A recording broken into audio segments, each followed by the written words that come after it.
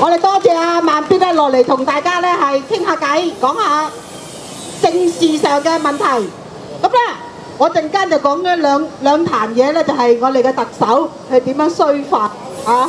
你哋係咔咔笑噶啦喺度，我聽完之後咧，你都覺得有冇搞錯啊？呢個特首嚇。咁好啦，咁啊今日我都係應該咁講啦，特首咧喺度講嘢咧就話，喂，我哋咧好多人批評我哋特首或者係施政有問題咧，佢基本上咧就係話，即係打不還口係嘛？打不還手，罵不還口，咁啊基本上咧就唔會還口嘅。咁佢就話咧，就西方個國家咧，即係西方民主嘅社會裏邊咧，都唔係咁樣㗎，即係話，喂，西方社會都會還口㗎，你鬧我咪鬧翻你咁樣嘅意思。但係我哋特區政府，尤其是我梁振英，人哋鬧我唔出聲嘅，我唔還口嘅，佢咁樣講下，信唔信咧？咁我哋睇下咯喎嚇，用過去嘅歷史去分析佢講嘅嘢啱唔啱先啦。好啦。咁啊，佢係第一樣講咧，就田北俊件事啊，唔關我事㗎。佢發生咗之後，我先知道。咁啊，佢又唔認賬咯呢樣嘢，即係唔想話，喂係我叫中央嗱，我唔知係咪啊？唔係我叫中央鬧炒佢魷魚㗎啊！佢被炒我之後先知啊咁樣。第一樣就否決咗呢樣嘢啦。咁我想問你啦，記唔記得有啲佢嘅臣子其中一個叫做林奮強，記唔記得啊？咁林奮強咧做咗行政會議成員，冇幾耐之後俾人哋控告去投訴，唔係控告，投訴去廉政公署，記唔記得啊？咁啊其後咧就查咗大段時間啦，咁就冇事，因為廉署話冇足夠嘅證據起訴佢。嗱。當特首聽到呢樣嘢，即刻走出嚟，你話佢就即刻話邊個咁鬼衰去投訴人嘅，去到廉政公署投訴別人啊，冤枉好人啊，係要走出嚟向佢道歉嘅，記唔記得啊？佢話即係話邊個咁鬼衰，好似我都唔知有冇份啊，我唔記得咗啦，我成日都去廉署投訴人哋，即係邊個投訴林奮強啊？今天啊查出水石啦，就係話冇事嘅。嗱，邊個做呢啲咁嘅嘢咧？就唔該你出嚟道歉。咁我心諗，咁即係話邊個去廉署去舉報別人咧？係唔準㗎，特首係唔批准你哋㗎。啊，尤其是你哋冤枉好人。咁呢個第一個例子啦。咁啊，第二個例子啊，林思欣記唔記得啊？呢個係一個教師，記唔記得啊？記得講粗口嗰個。係啦，啊好識記性啦。咁佢講咗一句咩WTF 啦嚇，我唔好講粗口啦喺度，乜教壞小朋友。咁佢咧，佢就講咗一句説話，有啲小朋友後邊嘅小朋友係咪啦？出嚟啊，唔夠膽嚟啊！我哋成日講粗口唔係幾好啊。咁好啦，咁啊阿老師就講咗一句粗口。記唔記得阿特首出嚟講句説話係乜嘢啊？係啦，要教育局咧就交報告。哇，有冇搞錯啊？一個老師好唔係好出名啫喎，只係向啲警察講一句粗口 WTF 之後就咁大嘅迴響。阿特首即係出嚟叫佢，喂，交通局、教育局，唔該你做份報告，特別係報導呢件事。話俾我知呢件事，即係話我哋政府、特區政府係重視呢一壇嘢嘅。喂，咁樣係咪俾一啲壓力有關人士呢？即是話市民係唔可以講粗口嘅，市民唔可以表達佢嘅聲音或者係感受，咁樣都要寫份報告，仲要係教育局喎，係咪啊？咁啊好大件事啦，同佢頭先講。政府、特區政府俾人批評咧，佢根本咧就唔會還口嘅。呢個係咪還咗口啊？係咪已經出咗聲啊？仲係咧嚇你哋啲小市民啊！嗱，你係一個老師啊，你唔能夠隨街講粗口批評我哋特區嘅政府嘅警察啊，乜啊，你係唔能夠咁做噶。其實已經出咗口，唔準你哋喺度鬧呢一個警察，或者係批評特區政府嘅施政。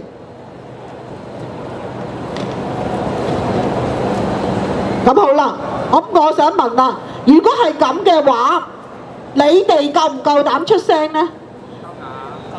夠唔夠膽出聲啊？你夠膽出聲咪好似田北俊咁咯？殺一儆百啦，係咪啊？林慧思又係咁啦，老師都俾人哋而家好似係咪停咗職，跟住唔知係好耐先翻去學校，佢仲可以咧好似係受到精神上有啲少少嘅影響。我覺得佢就好慘啦，整個過程為咗一句粗口咧就係牽連咧係好大，又要去見警察。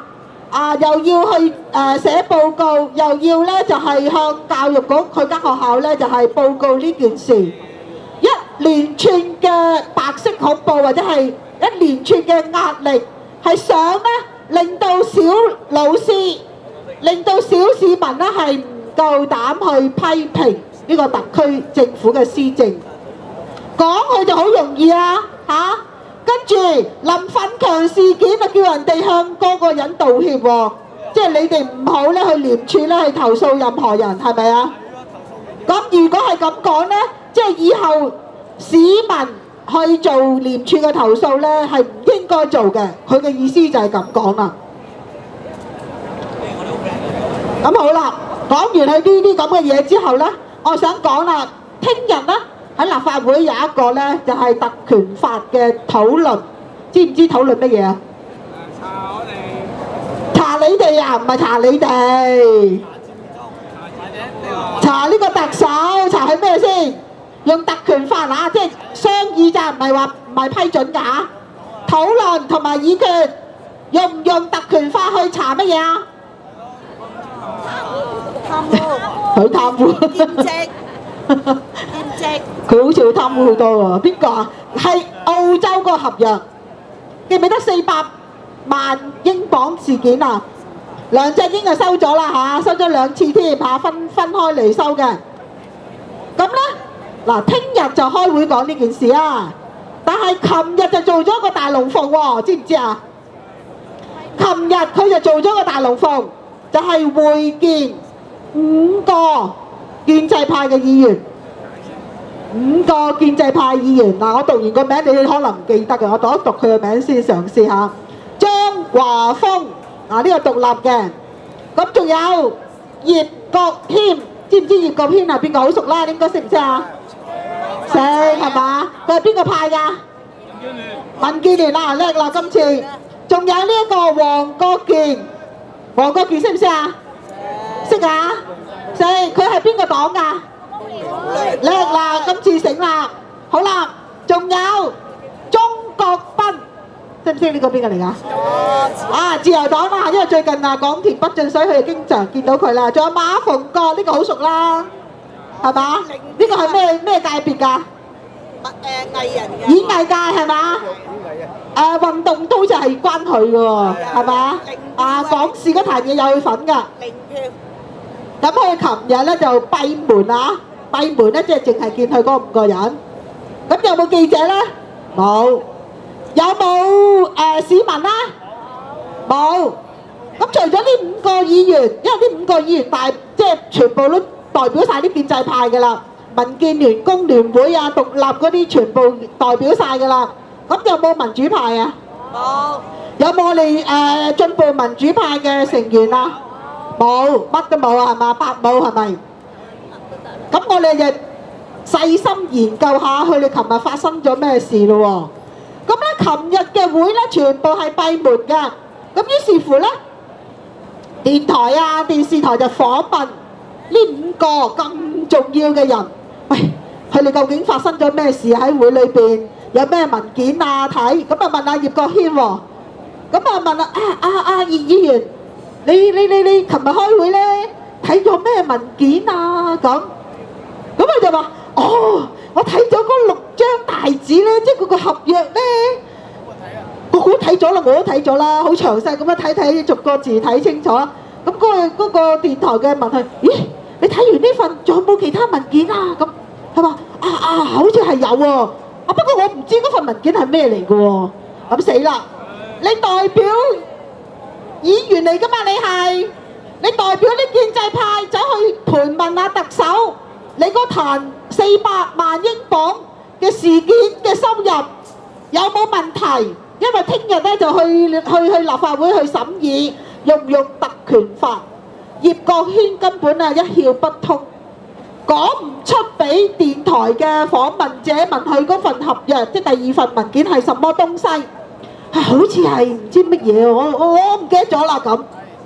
哇！你代表我哋香港人喎，係5個其中之一個，你根本一竅不通，唔知你睇緊嗰份文件係乜嘢東西，係咪啊？哇！有冇搞錯啊？香港真係連一個民主嘅西方社會都不如啦！你特首，我問你啦，你上次取消咗嗰個叫做喺立法會特首答問大會係咪？你話驚啲人咧就係去唔知係咪去騷擾佢啊，去斬佢啊，又唔知什麼東西啦！你取消咗，喂，今天點解你唔翻去再舉行呢個特首答問大會啊？我好相信啲泛民主派都好想問你啊，特首你收咗嗰400萬英鎊，什麼東西啊？什麼一回事啊？我哋想知道啦！市民有知情權，議員我哋選佢出嚟代表我哋，亦都有發問權，問下特首什麼東西啊？你嗰幾百萬嘅來源，好啦，其實特首咧做呢場大龍鳳咧，只不過係透過呢啲咁嘅建制派喺冇傳媒詢問之下，俾出幾樣嘅資料，好等呢啲建制派咧喺聽日嘅立法會呢個特權法裏邊咧係有依據去否決呢個特權法。咁我哋詳細睇下，琴日佢哋講咗咩東西先。好啦，咁張華峰咧就解釋喎，佢話嗱，天津嗰個國企咧係有提出附帶嘅條件，呢個附帶嘅條件咧就令到咧佢哋嗰個董事，即是呢一個戴德梁行嘅董事咧，係否決呢個天津企業嘅好高嘅價，你記唔記得啊？嗰時係講緊13億港幣，係多過呢一個澳洲俾嘅 offer，13億喎港幣喎，唔係少錢嘅喎，點解佢哋唔要嘅咧？我都想知啊！我1億或者1蚊我都想多啲要啦，係咪啊？何況話13億，咁你解俾我聽啦。咁張華峰咧就話喂，因為天津咧嗰個企業咧就要呢個戴德梁行咧就搬個總公司咧就去天津，所以咧呢個附帶條件咧就變咗佢哋唔接受啦。老實講啊，你去到天津又好，英國又好，香港呢個全球性㗎啦。而家你戴德梁行，香港有分行，英國有分店或者總行，北京都有㗎啦。你使咩擔心去到天津係一個唔好嘅條件啦？呢個係藉口。咁好啦，喺議會者咧嗰個電台嘅訪問，葉國謙嗰陣時問佢：喂，你喺會上你哋有冇問特首佢嗰400萬有冇俾到稅啊？咁係嘛？冇喎，我哋冇人問喎。咁你就會問：咦，點解你5個議員咁蠢嘅？問下特首，喂，你嗰400萬英鎊點解有冇申報到香港稅？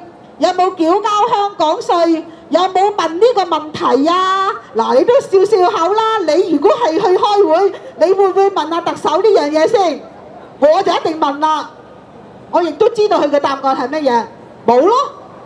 咁所以佢哋啲建制派好識做㗎。明知你冇報稅，明知你冇交稅，明知你想逃稅啊，唔會問你咁尷尬嘅問題啦，係咪啊？我都識做啊，如果我係建制派，不過可惜我唔識做，所以我就做唔到建制派一員啦，所以冇資格去同特首傾偈啦。好啦，係啦，你講得啱。交稅，好啊，跟住特首學習，唔好交稅，好唔好啊？好。我哋要學下嘢喎，要做不合作運動喎。特首教噶嘛，係啊，教我哋。好啦，仲有啦，特首就講咯，嗱，記唔記得特首咧同亞視有關係㗎？記唔記得啊？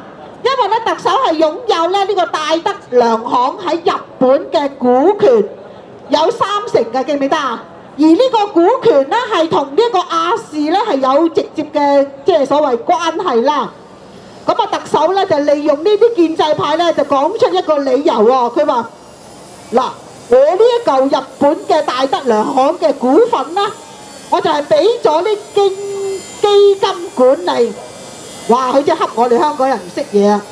基金管理即係所謂 trust management。咁咧，佢話咧，所以咧係冇擁有亞視嘅股權。嗱，佢講緊呢樣嘢咧叫語言藝術。我喺英國咧專修咧係稅務嘅，我咧就考咗英國咧稅務學會、皇家英國稅務學會呢啲所謂沙紙。喺稅務上咧，我有一嚿資產，我俾一個專業人士、會計師或者係稅務專家咧，係管轄我呢個資產。咁所謂叫做基金咧，呢嚿嘢咧，基金咧係要俾報告，係俾翻嗰個擁有呢個資產嘅人嘅，每年都要有報告。喂，你同我處理我嘅基金管理成點啊？而家個價值係幾多啊？一定有呢啲相關嘅報告。咁你仍然係咪即係擁有呢一個股權啊？再者啦，你擁有呢個亞視嘅股權啊，你係咪有佢嘅利益上嘅關係？唔排除喺呢一個香港電視嗰壇嘢嗰度，一籃子嘅方案否決呢個香港電視去申請呢個電視牌，有冇關係啊？係咪啊？即係佢而家恰緊香港人啊！佢話：喂，我有基金管理喎，所以唔係直接擁有或者係呢個股份嘅，即係恰香港人唔識嘢。哇！呢個特首係咪好多語言藝術啦？好啦，仲有喎，咁人哋就問佢啦，記者就呢個建制派咧就講出一樣嘢喎，佢話我哋都有問阿特首，喂，點解你唔申報嗰400萬英鎊嘅收入啊？咁你知啦，澳洲公司係俾咗2次錢你噶嘛，記唔記得啊？嚇，你係12月簽嘅，2012年，咁2013年嘅12月就俾頭一次嘅錢啦，係咪？2014年嘅唔係由頭嚟過，2012年嘅12月咧就俾第一次，2013年嘅12月係俾第二次嘅付款㗎嘛，記唔記得啊？好啦，呢個合約嘅精神係到期咧就俾錢㗎啦。咁你特首你知唔知佢點講咧？佢話：哦，當我想申報嗰陣時候，我都有諗過申報㗎喎，我都要申報㗎嘛，係咪？咁佢話咧，呢個澳洲咧就分開2次嘅俾錢嘅款項咧，已經係完成咗個程序。即係講緊乜嘢啊？我想申報嗰陣時候，佢已經俾咗錢我啦，我使咩申報咧？咁佢個程序啊就完成咗，即係咪咁嘅意思啊？佢就係咁講喎。咁我哋再睇翻歷史啦。2012年嘅11年嘅12月，佢就簽咗個合約，記唔記得啊？好啦，呢個係11年，佢未做特首，咁就冇問題啦。點知就佢好彩，香港人又唔好彩，佢就當選咗做特首啦。係2012年嘅7月1號，係咪？好啦，佢收第一筆錢嗰時係2012年嘅12月，收錢係12月，佢做咗特首係7月。7月到12月，你唔申報，到嗰嚿錢完成咗，申報佢想申報嗱，我讀一次報紙所講佢所講嘅説話。佢話佢想申報嗰陣時候咧，個澳洲分開2階段俾佢嘅款項已經完成交易程序，即係俾咗錢啦，唔使申報咯，係咪啊？嚇！你真係搖搖頭啊！你對住嗰個特首，你係7月1號12年啦，係上任，你冇申報呢嚿錢，俾第一次錢你嗰陣時係12月份冇申報。2013年12月份俾最後嗰嚿錢俾佢，佢都冇申報。即是話佢諗起要申報嗰陣時咧，就係2014年嘅1月份啊，係咪啊？當2嚿錢收晒啦，哎呀，我都要報嘅，不過你俾咗錢我噶咯喎，使咩報啊咁？係咪垃圾啊？呢個特首啊？係咪好差啊？個問題就係話，喂，我收咗錢就唔使報啊！佢收咗錢唔使交，咁我哋以後咧，嗱，人哋俾咗錢你做生意嗰陣時，你收咗錢㗎啦，你唔使話俾稅局聽你收咗呢賺咗錢㗎啦，係嘛？係咪啊？唔使報啦，現金收入。嗱，我日日係，譬如我賣報紙㗎，每現金係收1000蚊一日，我日日收咗1000蚊，我係咪唔使報稅啊？因為個程序已經係完成咗啦嘛，收錢嘅程序完成咗，咁我仲使鬼報稅啊？我使咩話俾稅局聽啊？係咪啊？有冇搞錯啊？呢個特首，仲有佢話嗰個咩日本嗰個股權，即係戴德梁行嘅日本嘅股份係基金去管理，我冇直接擁有呢一個股權，佢咪黐咗線啊？真係。點解啊？因為你仍然都係擁有嗰個資產，不過你俾咗基金佬去管理啫嘛。你講咩廢話啫？係咪啊？嗱，所以聽日咧，立法會嘅議員，尤其是嗰啲民主派或者係進步民主派，第一，琴日就冇去開會啦，係咪？佢冇權去問特首啦，因為佢冇開會嘛。佢就唔知道特首呢啲咁嘅假嘅即係理由啦，呢啲一連串嘅所謂依據，既然冇依據，即係冇藉口咯。咁民主派係咪應該否決呢個贊成呢個特首嘅徹查佢呢件事啊？係咪？應該係贊成行使特權法，徹查呢一個大話連篇嘅特首。查清楚佢呢個澳洲呢一個合約嘅事件係咪？嗱，所以咧，你睇清楚，有時啲報紙咧睇清楚分析咗咧，就知道呢個特首咧就係大話連篇，根本係誠信破產，係冇資格咧係做我哋嘅特首，係咪啊？係。好啦，多謝各位先。未收又唔使報，收咗又唔使。